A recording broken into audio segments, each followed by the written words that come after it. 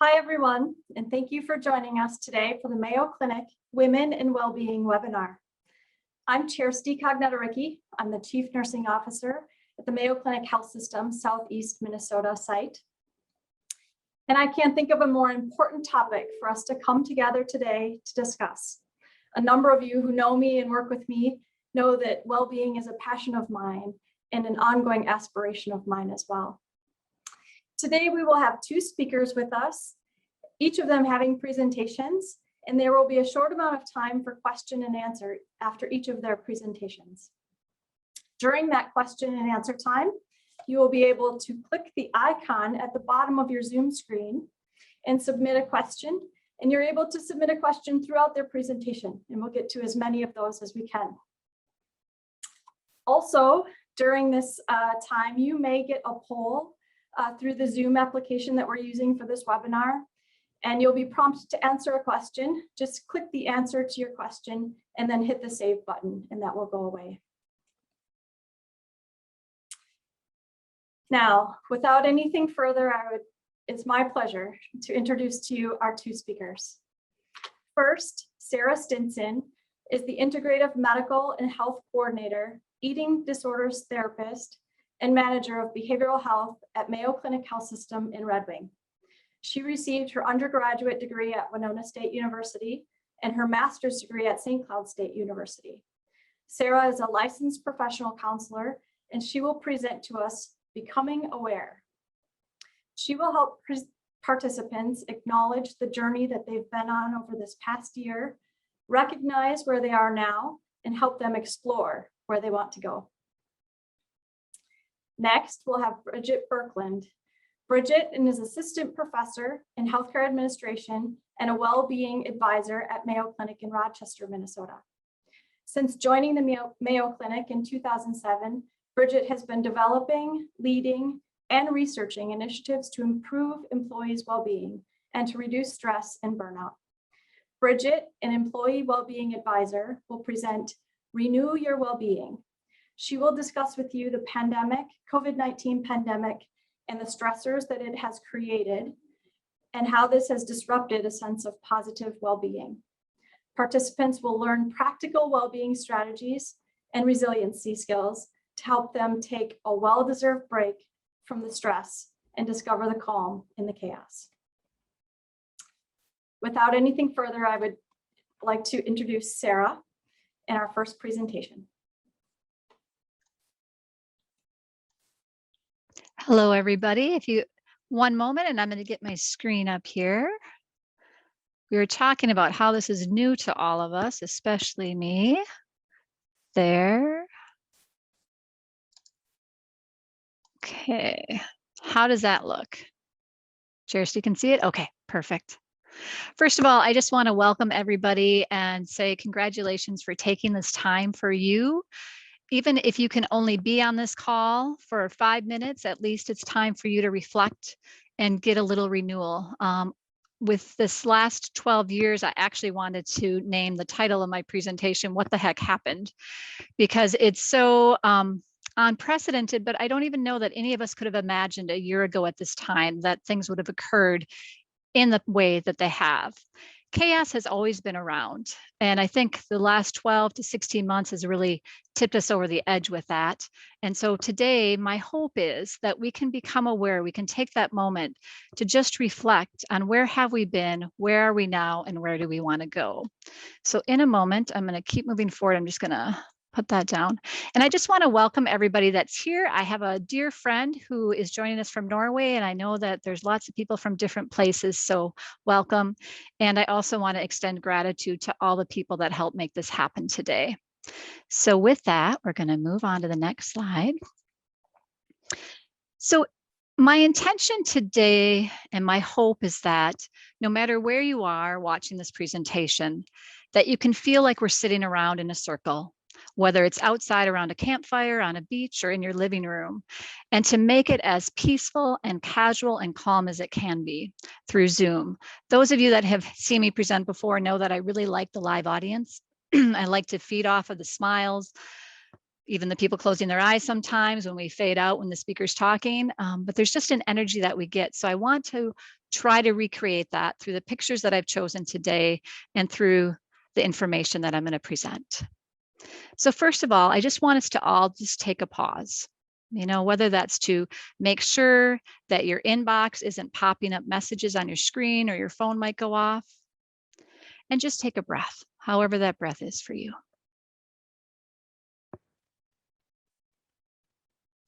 And then I want us to take a moment and just get in touch with reflecting and remembering something that might have happened in the last 16 months.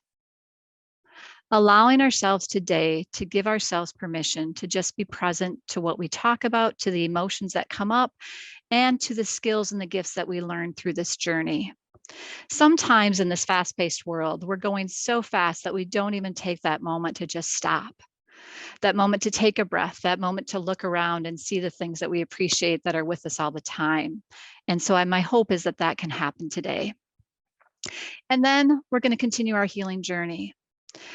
Some of you may know I'm a healing touch practitioner, and when we do healing touch and in the integrative medicine and health field, we often talk about the difference between healing and curing. And really for today to remember and moving forward that healing is a journey. It's not like you start here and you're finished. To me, healing continues until we leave these physical bodies to whatever comes next, depending on what our beliefs are. So our hope is that you can help continue with that process, and that the skills that you learn today you can take to other people in your life, and that can help them find the calm in the chaos. So intentions for today, which generally would be listed as objectives for other people, I just always fight back with kind of those words, so I changed it to intentions. I want to briefly discuss the need to prioritize self-care. This is a well-being seminar for women, and I'm finding that women struggle with it, but more and more men are struggling with the same issues of self-care. Reflecting on where we have been, where we are now, and where we want to be. And then at the end of the presentation, I will actually go through 3 skills that you can walk away with and use anytime that you feel like you need just to pause or take a break or reset. So what is self-care? We hear the word a lot, and in many of my trainings, whether it's for counseling or healing touch, it's really stressed that in order for me to be the best at what I do, whether it's in my personal life or my professional life, I really have to take care of myself. And a story regarding that, when I was in college, I was originally pre-med. And so as a freshman, I had all these classes. I had biology, calculus, physics, and chemistry. And unbeknownst to me, I didn't really understand what self-care or stress was at that time. And finals came around the first semester, first quarter, and I had been pushing myself really hard. I'd been at Winona State during the week, and then I'd come home on the weekends and work at Corner Drug, which was my first job. And then I would go out and have fun with my friends. One good thing is I never drank, so I had a little more energy than my friends might have at that time. But anyway, at finals time, I got this really weird physical reaction. I started getting little blisters on my body, and I didn't know what they were. So I went to the college health center, and lo and behold, they were chickenpox. I had never gotten chickenpox as a child, and so I waited till my freshman year in college to get chickenpox. And the doctor, bless his soul, I can remember him clearly to this day, a tall gentleman with a bow tie. And he said, "You know what, you're fine now. You can go back to class. You're not contagious anymore." And I'm like, okay, but in my head, I'm like, I feel like crap. I have a fever, I have a headache, I have them in my throat. And so I actually went home and took care of myself, and my mom and dad took care of me. So the next semester, quarter rolls around, finals, and I get a sore throat. I now have strep throat. And then one other semester, my freshman year, I got a collapsed lung. So my point is, when we explore our health mentally, emotionally, and physically over time, can we see times in our life where we really weren't doing self-care?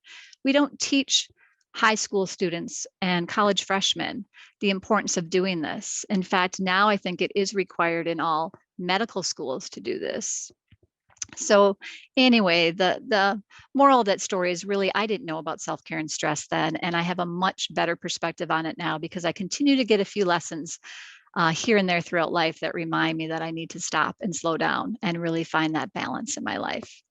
And if you're wondering, I did not go and pursue pre-med. I switched to psychology my junior year, and I'm very grateful for that and the journey that it's led me on. So when we look at the definition of self-care, it's often defined as taking an active role in protecting one's own well-being and happiness and preserving or improving one's own health. And I think that's so important because it talks about well-being and happiness, but also preserving and improving. We ultimately are in control of our health. Our bodies are amazing, and we can do so much self-healing if we just take the time. The other wonderful things about self-care is that it really prevents burnout and compassion fatigue. And right now, I think with everything that's been going on, I think of like COVID with my dear friends that were in long-term care settings, and that idea of trying to care for people, but not being able to have the tools or the access to do that, and how day after day we can just get burned out. It also supports us to be our best self. If we don't take care of ourselves, then we don't have the energy to do the things we want. And if you look at research, it actually promotes positive health outcomes. And the important thing to remember on those days where you're just like, I don't have time between getting my kids to school, homeschooling, the presentation I have to do for my job, my interview, doing the laundry, carpooling. Those are the days where it's really hard to squeeze in self-care. And so remembering that actually when we take care of ourselves, it increases our energy to do the things that you want for yourself and others. So it actually gives you that extra momentum and that extra fuel to do those things. And it helps you stay healthy to be around to help the ones that you love the most. The other thing I wanted to say at the beginning too is that when I present, part of my underlying hope is that it's really about creating more kindness and compassion, not just towards other people, but as women, especially towards ourselves. It's hard often for us to put ourselves first and to really give that kindness and compassion. Like when we make a mistake, or when I was preparing for this presentation, I was getting nervous, to remember that if I'm not perfect, you're all going to forgive me because we're all human. And knowing that my words, I may stumble on them, but you're going to be okay because the intent of what I'm saying is still going to get through. So really remember to give yourself kindness, compassion, and permission to not be perfect. So with self-care, it doesn't have to be perfect. It can be anything. It can be just taking one moment in your car to just go, it can be holding a stone and rubbing it. It can be giving your animals a hug, whatever it is to you. When I put the things down specifically on this slide, I was thinking, how do we do self-care during times of COVID or all the other things that have happened in the last 16 months? So really, one of the most important things and the most difficult things that actually helps our physical, emotional, mental, and spiritual body is to get enough quality sleep. And I put a picture of the puppies up there, Blaze and Luna, because I think animals are a perfect example. They're going to sleep whenever they want to sleep, and they're going to sleep as long as they want to sleep. And so they're really good role models at what self-care is. Next would be eat nourishing foods. And this doesn't mean you can't have the sweets or the things that you want that give you some joy. It's also remembering, though, to really fuel your body to have that strong immune system, that you need nourishing foods. And that's different for everybody. So just think about that for a moment with yourselves. The other thing that's really important right now, especially in the last week in Minnesota, is limiting connections to news. Take an media diet. I don't know if many of you have done that, but that's a great way to just allow yourself a little bit of a break. We live in a time of technology in the sense that something that happens, we immediately get. If something traumatic had happened in the world before, it would have been investigated, processed before we would even get exposed to it. And now we're getting exposed to it almost immediately as it's happening. And that can be hard for some of us. Staying connected to people and things that bring you joy and love, that's so important. Decreasing time on social media platforms. I've heard a lot of my clients say that recently, that I've disconnected from Facebook, or I've turned off my Instagram. Somehow TikTok stays in there because they find joy in TikTok. So if you find joy in TikTok, keep doing that. It's interesting how it's such a short attention span that we have now, but sometimes that helps people to keep their minds in a focused mode, actually. So reading or watching positive stories. There is going to be a link at the end of this for a COVID anxiety workbook. And in there is actually resources where you can find positive news and positive stories. For me, the place that I renew and do the best self-care is spending time in nature. and then engaging in one's spiritual practices. Those are just some ideas. As we go through the presentation, this one and the one that Bridget's going to present, if you are at a space where you can write notes, or when you do get our PowerPoint presentations, maybe you could take a moment to just write down some things that you want to do for self-care as we go through this. And now as we move into the next part of the presentation, when I present, I really want to share stories. I want to bring the things that I talk about to life. And so when I was planning this, I was struggling with what angle to go at. And I'm a very visual person and I take lots of pictures. And so all of a sudden, the vision of the lotus flower popped into my head and the story, and how this story I think can really help feed our soul at this very difficult and challenging time and moving forward. Chaos is not new to the world. I have a 99-year-old friend, and when COVID first hit, she said to me, she's like, Sarah, this is no big thing. She was through World War II, Vietnam War. She had family members that had been through the Spanish flu. And so for her, this was just one more thing. But to the rest of us that might not have been through any of this, it was a much different experience. So I'm going to read this quote. It's actually an excerpt from A Lotus Grows in the Mud by Goldie Hawn, but it's based on the Eastern philosophy and Buddhist beliefs of the lotus flower and what it symbolizes. And I have the honor and pleasure of actually using the artwork of one of my dear friends, Colleen Claiborne, and it's called Divine Love, and it's a picture of the lotus. The lotus is the most beautiful flower whose petals open one by one, but it will only grow in the mud. In order to grow and gain wisdom, first you must have the mud, the obstacles of life and its suffering. The mud speaks of the common ground that humans share, no matter what our stations in life. Whether we have it all or we have nothing, we are all faced with the same obstacles: sadness, loss, illness, dying, and death. If we are to strive as human beings to gain more wisdom, more kindness, and more compassion, we must have the intention to grow as a lotus and open each petal one by one. And I felt like that summarized everything that we are going through, and that reminder and that hope that even when we're in the mud, we come to the light. So each day, at the end of the day, that lotus goes back, it goes into the mud, it rejuvenates, it reawakens, and it starts each day anew, fresh and ready to bloom. So now, using that kind of metaphor, I want you to stay in that place of knowing that everything's a journey, and that through the darkness, we can come into the light no matter what happens. So when we look at where we've been, again, kind of like what the heck happened, you know, a lot of times clients and my friends and family have said there's been sadness, confusion, fear, depression, exhaustion. You can think yourself, what are some of the things that have happened to you and where we've been? And then remember that part of this pause is just to acknowledge. In order to heal, we have to acknowledge where we are. So think of where we are and where we've been. And then, because I try to bring humor into most of the things that we do because life is so serious, this is a graphic from a great book called The Oasis in the Overwhelm, and I have it in the resources. I try to take just one day at a time, but lately several days have attacked me at once. How many of you have felt that lately? And then looking at Zoom, Zoom is a gift. Right now, I have a friend that is on here from Norway, thanks to Zoom. So even though it's not one of my most comfortable platforms, I am so grateful for the opportunity for all of you to be on this call and for her to join us from across the ocean.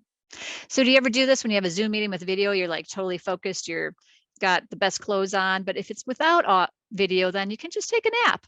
Nobody's going to know the difference. You can do whatever you want. And then where are we now? So many people are still anxious, still grieving, but still hopeful. We're divided, exhausted, fatigued, wanting normal back. We're connected through virtual means. And I have an amazing, thoughtful, and creative mother-in-law. And for Christmas, she gave me the ornament that's in the slide. And it was such a wonderful reminder that every cloud has a silver lining. And I promise you that we will get through this, and that the skills that Bridget and I teach you will help you to navigate that. And so where do we want to be? Again, take a moment and think about your own answers, but we want to be connected, done with COVID, optimistic, united, safe, grateful. experiencing moments of joy. And I chose this image because they're hugging. How many of you miss hugging people? You know, and the diversity of the beautiful human race and how we can acknowledge and support each other in this journey right now.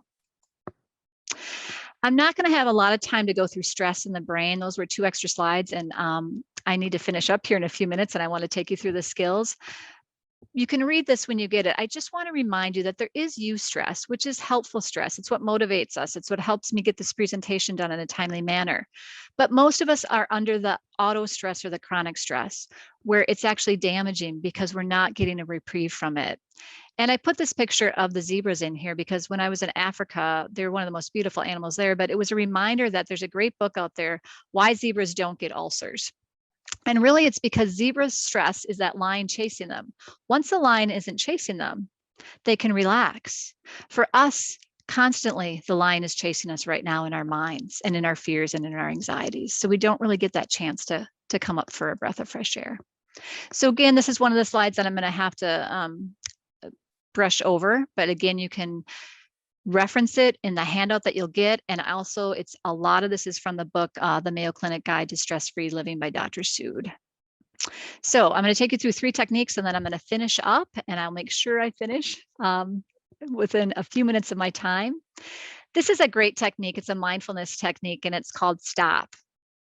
And it's very easy to do. Right before this, I did it myself, so I know it works. And again, you'll have it in your handout. So I'm just going to walk you through it. If you have the availability where you are to just take a moment, sit comfortably. And if you want, you can close your eyes.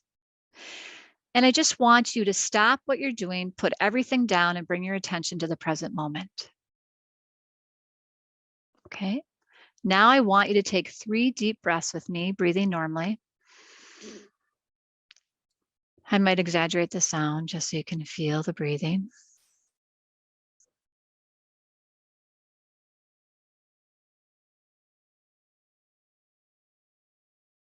And now I want you to observe. So take a moment to observe your thoughts, your feelings, your emotions. What does your body feel like? What was your breath like? What's going on around you? Just observe that without judgment. And then we're just going to proceed to the next slide. Think of ways you can use this technique. It's really, really helpful and it only takes a moment. All of our techniques will take less than 60 seconds. The next one is one of my favorite. It's by Dr. Sood. It's in his book, again, The Mayo Clinic Guide to Stress-Free Living. It's that kind of attention, I wish you well. So that idea that every day when you walk through the world, when you start your day, just in your mind, silently send a silent, I wish you well to people, knowing that that's our way to send a blessing, love, acceptance, support. I also do it to plants and animals. And I would tell you lots of stories about it, how it's been effective in my life and had life-changing responses. But the one quick thing I can tell you is when my support staff used to do this, when our clients would walk off the elevator, I checked in with them one day, not knowing they were doing this. And they just said, I feel so much better and less burned out at work when I do this.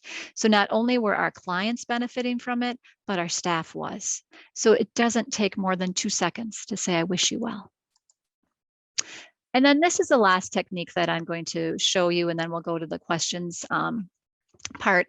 So HeartMath is a program. It's a company out of California. It's been around for a long time. It's amazing. It shows us that our heart actually starts beating before our brain is fully formed, and that around us, 8 to 10 feet, there is an energy field from our hearts. So like when you walk into a room or when you're with people that you feel are loving and joyful, you can feel that. You can feel that energy, that presence, because it's coming from our heart. So again, if you can take a moment to just focus your attention in the area of your heart, and if you want, you can even put your hand on your heart. Imagine your breath is flowing in and out of the area of your heart, so the middle of your chest. Breathe a little slower and deeper than usual. Again, visualizing the breathing coming from your heart. While maintaining this heart-focused breathing, I now want you to activate a positive emotion by thinking of an image that brings you joy, love, compassion, appreciation, and just capture that moment in your mind, continuing to breathe through your heart. Breathing that emotion of joy, love, appreciation, and compassion in and out. And then when you're ready, you can slowly open your eyes and come back. It's a wonderful technique to do anytime. And think about all these techniques, using them anytime you're going to enter a stressful situation too. Like if work is stressful, in the car before you walk in, if your kids are stressing you out, in the bathroom when you have a moment, if your loved ones, your family is stressing you out, anything, it just takes a moment to do these things and you're worth it. So last, this is a picture of Lake Superior, one of the most beautiful places that we have in Minnesota, though there's many other places, I will say. So this is a quote by Anne Lamott. Almost everything will work again if you unplug it for a few moments, including you. So hopefully you've gained something out of this short, brief presentation that you can take with you, and you've had a moment to just take time for you, for your own self-care. So discover your calm. And I want to thank each of you for your presence in being here, and I wish you well. Thank you. Wow, Sarah, thank you. Thank you for bringing us moments of a break and some peace in our busy days, even just today, and sending us on our way with these techniques to incorporate into our ongoing days ahead. Thank you, Kirsty. With that, let's go. We have some time for a few questions, and we have two listed up here. Okay. The first one maybe is more of a statement, but it says, I love the concept of the media diet and the encouragement to decrease time on social media platforms and to shift that time to being more in nature and with caring humans. Thank you. Thank you very much. Yeah, great comment. Mm-hmm. And then another question that's posted is, Sarah, thank you for this presentation. I always learn so much from you, and I wish you well. Thank you. Thank you. Are there any other questions from our audience for Sarah? I will let you know that's a record. I never finish on time, so I was very intentional. So thank you. Great job. I just can't help but take away from this presentation, just in the beginning when you noted the intentions and the importance of the word intention instead of objectives. I will take that as I go forward too. But that plus energy that you talked about in the heart math technique really does equal hope and healing. So thank you. That's a great way to put that together. Thank you. That's my takeaway. Yeah. Good. Okay. With Goodbye, that, everyone. Yeah. Thank you, Sarah. Yeah. With that, let's move on to Bridget. Well, thank you. It is an honor to be here with you today. And the objectives that I'm going to the benefits to renewing your well-being. And second, we'll look at resiliency skills to give you a stress break. And so before we explore those objectives, let's take a moment to reflect on our stories.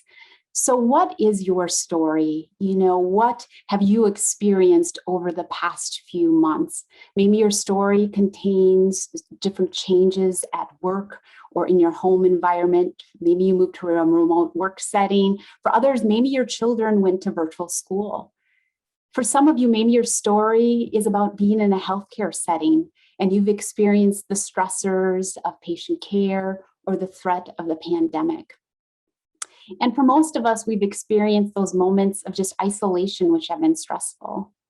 In addition, maybe you had some surprise stressors happening. So for myself, one of my top stressors during the pandemic is when I had to rush a family member to ER who's experiencing some adverse reactions to cancer treatment. And when I reached the front doors of ER, I couldn't go in any further just due to the pandemic policy. And although I understood the policy, it was very stressful at that moment to just leave my family member there. And so as you think about the stressors that you've experienced, how does stress impact you?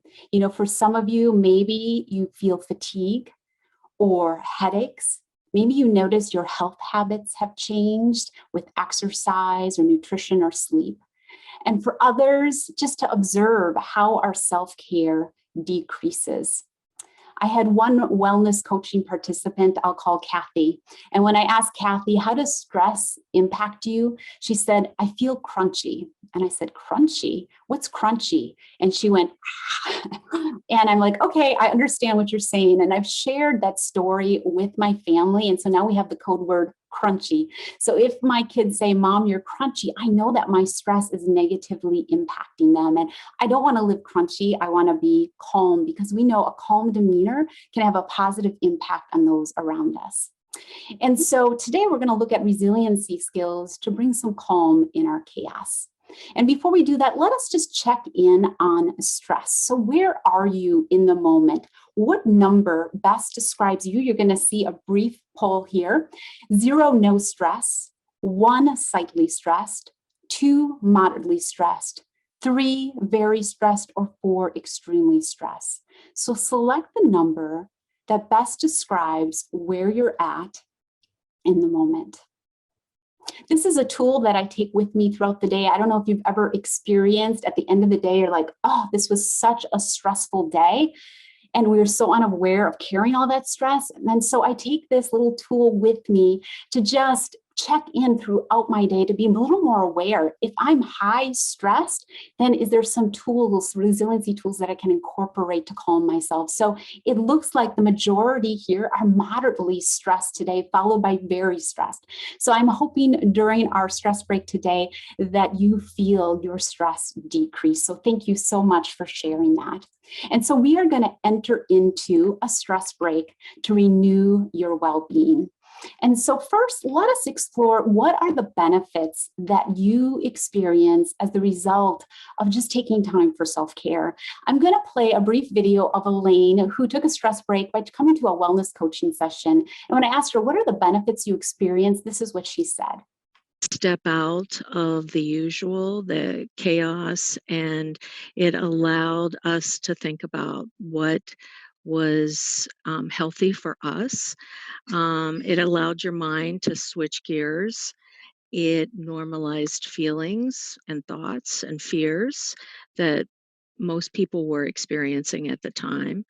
And it was a look introspectively into activities each of us enjoyed and what we could do to help us decrease stress and maybe increase some resiliency. So just to reflect on what are the benefits, and maybe you resonate with what Elaine said, that it's a time to step out of the chaos, to focus on what is healthy for you, to explore skills and activities to renew your well-being. And that's exactly what we're going to do. And then it's an opportunity to decrease our stress and increase our resiliency. It's so important to reflect on the benefits we receive, because we have these crossroads every day between self-care and getting another task done. And the more we can think about this will benefit me and others, the more likely we are to make a little more space for self-care.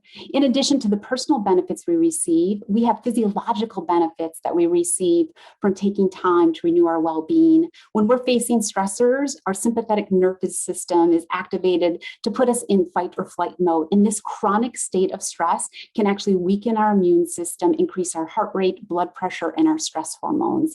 And so we need to balance that out by activating the parasympathetic nervous system, which has many functions, but I'm going to just focus on the rest and the calm. And when we activate the parasympathetic nervous system, it actually builds a stronger immune system, slows our heart rate, our breathing, decreases our blood pressure and the stress hormones to bring calm.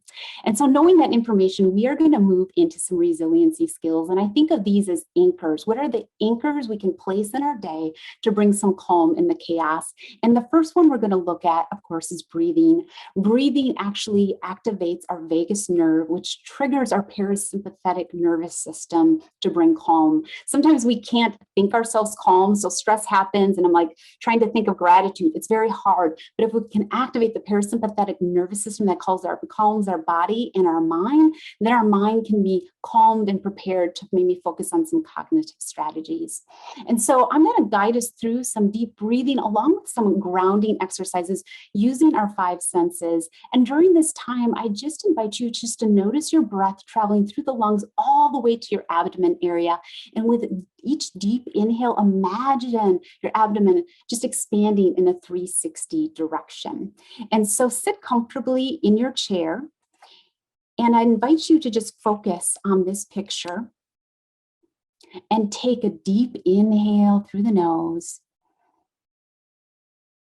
and a gentle exhale through the mouth.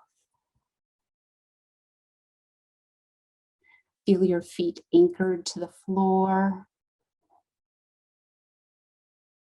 And continue to breathe at your own pace. And I invite you to take your gaze to the water, symbolizing renewing and rejuvenating you in this moment.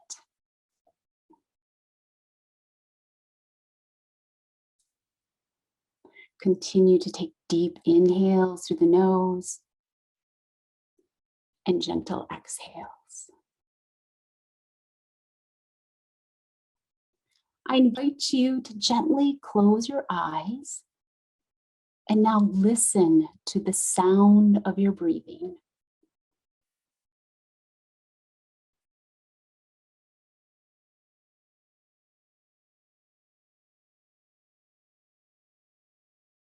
Listen to the calming sound of your own breathing.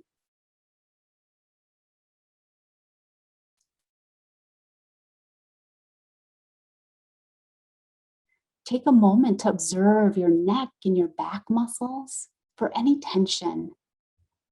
And where there's tension, with each exhale, gently let those muscles relax and sink into your chair.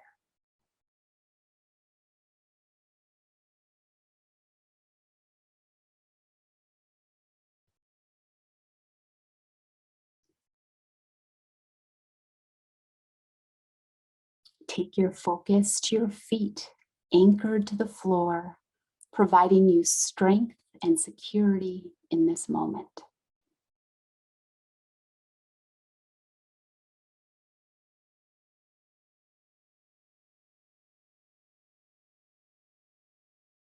I invite you to take a deep inhale of calm and a gentle exhale. And one last time, a deep inhale of calm. And take a moment just to observe how you feel in this moment. And when you're ready, you can open your eyes. And just observe if you feel calmer from just taking some deep breaths and practicing some anchoring exercises using our hearing or feeling the muscles in our back or feeling anchored to the floor. In addition, it's good to think about other resiliency skills such as connection and compassion. When we're in chaos and stress, it is so calming to know that we are not alone. And sometimes connecting with others who maybe have similar experiences can remind us that there are others in the boat with us. And so I'm going to play a brief video of Sherry and Stephanie. They were colleagues who did not know each other, and they joined just a wellness coaching stress break. And what they found is they had very similar stressors, which gave them this sense of compassion we need to suffer with. So just give them the sense that they were not alone. Stressors, and ironically, similar stresses, the isolation, the uncertainty, the unknown, and the constant change were, again, just constant themes regardless of the area. So it made you feel a little bit more normal. And, then it's not what's wrong with me as much as, okay, what tools do I need then to learn and to bring to my team so that we can all kind of get to a better place, because the uncertainty is going to continue as well as the rapid change. So to think about when you're experiencing stressors, can you connect with others to give yourself the message, I am not alone, which can bring us some calm in the chaos. And so explore different groups, whether they're at work or even all these virtual groups that are available. In addition, think about scheduling or set intentions to connect. So I have family that live in another state, and during the pandemic, I actually had to cancel my trips to see them. And I'm like, if I can't see them, I am just going to set an intention to call a family member each day. And now that's become a habit. And I realized through the pandemic, a silver lining is I actually have really fostered my sense of connection with my family. Integrate time for connection at work. So when I'm leading a meeting, before I dive into the agenda, I take our colleagues and place them in Zoom breakout rooms to just connect, like what has been a highlight to your week and what's one challenge, either personally or professionally, or what is one of your favorite vacations and what's one thing on your bucket list. It allows colleagues to connect at a heart-to-heart level. Create habits at home for connection. So where are those places that you're just unplugged during maybe a meal or a walk outside? And lastly, to establish healthy boundaries, to think about there might be certain people who kind of zap our energy. So to set boundaries and to focus on those relationships that rejuvenate and renew our well-being. Third, it's great to look at resiliency skills that you enjoy. And so I'm going to share a few of mine with you. The first, of course, is gratitude. So I do invite you just to reflect on what is one thing you are grateful for in this moment. I am so grateful to be here with you today. And research shows that when we take time for gratitude, it improves our resiliency, our positive emotions. It can calm our minds to focus on the good in our lives. So whether it's thinking about the gratitude or even writing out gratitudes in the evening and why you're grateful is an evidence-based strategy to help us to find calm in the chaos.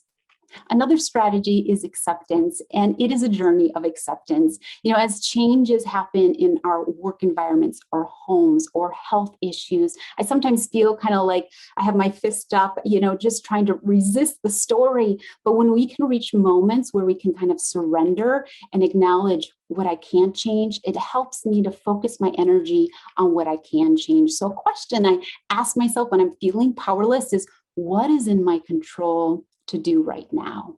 And that for me is, what are those anchors, those routines that I can set within our home, such as maybe practicing gratitude in the evening as a family or going on a walk together. Anchors of positive emotion, giving my kiddos hugs throughout the day to let them know they're loved and they're safe. And I've also had the anchor of positive emotion. Occasionally I'll do a few dance moves at the grocery store in the aisle when a good song comes on, and my kids either laugh or they run to the next aisle. But it's just those habits that we have control over to do. So I just ask you, what is in your control to do today or right now? And just focusing on that helps to calm our mind and give us a sense of an empowerment in the middle of things that we're feeling powerless over. In addition, another cognitive strategy is just a self-compassion break. So for example, in my life, I parked 2.5 hours in a 2-hour parking spot. I do not recommend that because I ended up with a parking ticket. I got the parking ticket on a Monday, and on Thursday, I was still being very hard on myself about getting the parking ticket. And on Thursday, I ran into a colleague and she's like, how are you doing? I'm like, oh, I got a parking ticket on Monday. And she's like, oh, just one? And she started to laugh and walked off. But at that moment, she gave me the gift of a self-compassion break. I realized I had been so hard on myself, so I needed to be mindful. This is hard. It's stressful. However, she got a parking ticket. We all struggle with it, that sense of common humanity. And then her sense of humor allowed me to move into kindness. I'll forgive myself. I'll let it go. So think of some stressors you're dealing with. Be mindful of it, validate it. It's hard, it's stressful. And then can you move to this place of common humanity? Other people are in the boat with you. You're not alone, which allows us to be kind to ourselves. And what gift of kindness could you give yourself? And sometimes it's hard to give ourselves the cognitive gift of self-compassion. And so research shows that body posture can also give us this gift of self-compassion. And so I invite you to place both hands over your heart space. Sometimes our lives are so busy and we get these messages in our head that we're not doing enough, we didn't get enough done. And I just always say we are human beings and not human doings. And so just to take a moment to find our value in just being a human being. So we're going to take 3 deep breaths together during this self-compassion exercise. So take a deep inhale, feel your breath. A gentle exhale, feel your heart beating. Second deep inhale. I will be kind to myself today. And last deep inhale. I will care for myself today. And this body posture is just a hug towards self. And sometimes we need body posture to send a message to our brain to be kind to ourselves. And so let's do a little check-in. We looked at deep breathing, the importance of connection with others. We looked at gratitude, acceptance, and the tool of self-compassion. So what is your stress number in this moment? And as you're answering that, self-compassion has so many benefits. It protects us against, caregiver fatigue. It also helps us against compassion fatigue. In addition, when we think of changing health habits such as nutrition or getting more physical activity, if you have a self-compassionate person and a self-critical person and they both get off track, the self-compassionate person is more likely to get right back on track and continue on the journey versus a self-critical person will just give up. So to think about the skill of self-compassion can be a wonderful tool to just help us in our well-being journeys. So thank you for just kind of checking in. And actually the stress break worked. So we had the majority moderately stressed and now it's decreased to slightly or no stress. So I'm so grateful. So thank you for your participation in that stress break. And so moving on, I'd like you just to reflect in this brief poll, what are your favorite resiliency skills? Select all that apply. So we have the physical, the deep breathing that can activate the parasympathetic nervous system, which can calm us down, sensory, cognitive, social, or emotional. I know in busy days at work, just focusing on deep breathing has been very helpful through some stressful days. For instance, also in that issue where I had to bring a family member to ER, I remember traveling home alone, just taking some deep breaths to calm down. So physical resiliency skills. Then I moved to social resiliency skills. I made some calls to other people to let them know what we were going through. And then a few hours later, a physician called me to let me know that my family member was being admitted to the hospital and was hopefully going to be released the next day and was doing much better. And at that moment, I moved into cognitive resiliency skills. I had this overwhelming sense of gratitude for all of our healthcare workers, because not only were they wearing the hats of medical expert, but they were also wearing the hat of being an extension of family to all the patients that they were caring for.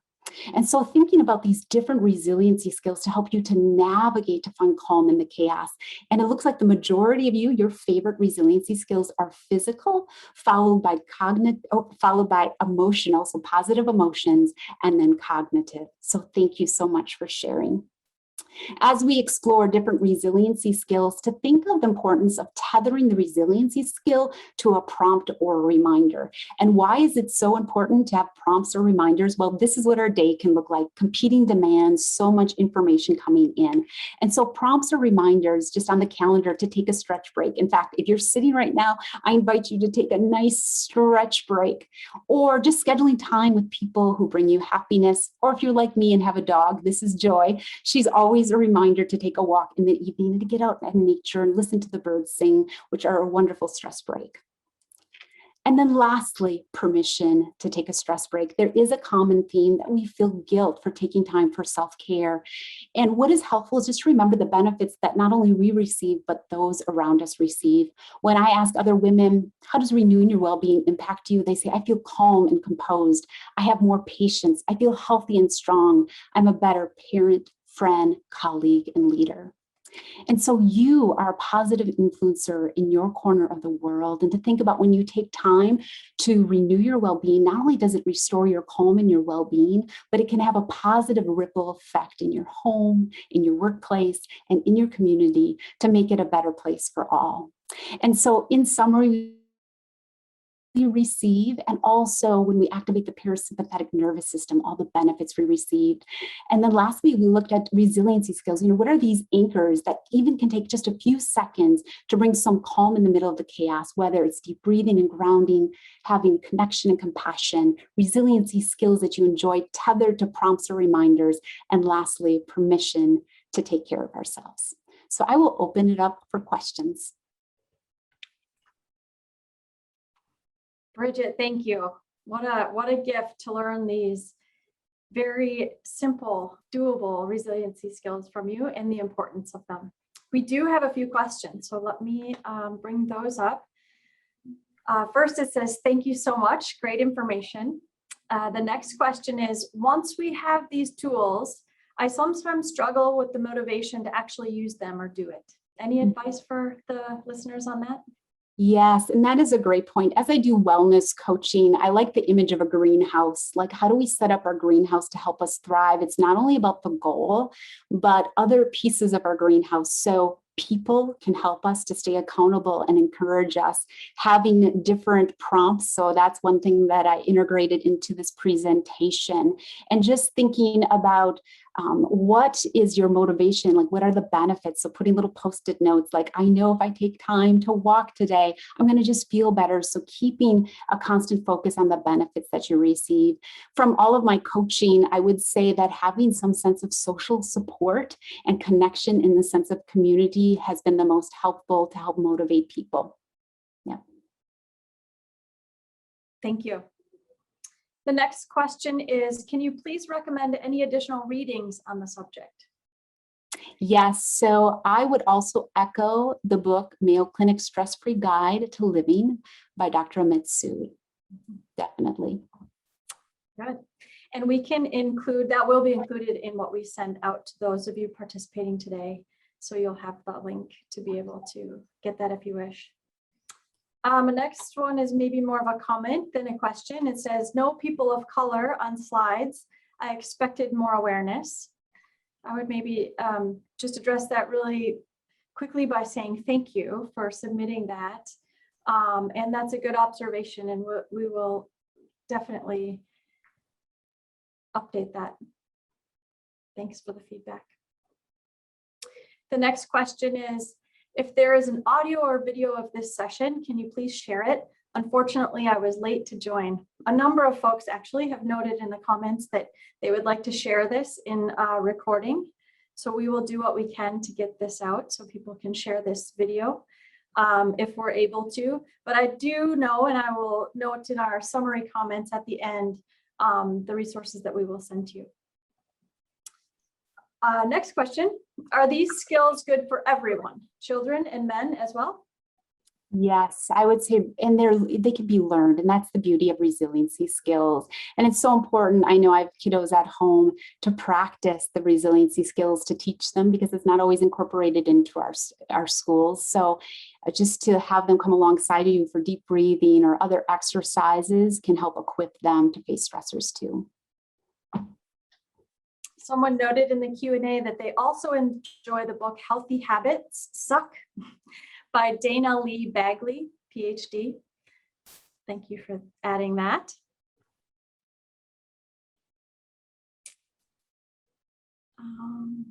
I think those are all of the questions we have at this moment. If there's any other questions, please submit them. Otherwise, I'll maybe make a few closing comments. First, really just to thank you, Sarah and Bridget. These have been just really, really great presentations. And I have the honor and joy really of working with you as colleagues here at the Mayo Clinic. But I feel so very fortunate that we're able to get these presentations from both of you out to this larger audience today. What a gift, certainly to me and to everyone who was participating today. For those of you who were participating today, we will send you a follow-up email following this webinar, and that will include these PowerPoints, some resources and guides that were noted throughout the PowerPoints. And we will also have a small survey in there for you to give us feedback on today's webinar, because we do appreciate your feedback and it helps us grow and improve as well. And we will also ask you about future offerings. What would you like in future offerings that we do to the public for webinars like this? So with that, I would take one last time to thank you, Bridget, and thank you, Sarah. Any final you. closing comments from either of you?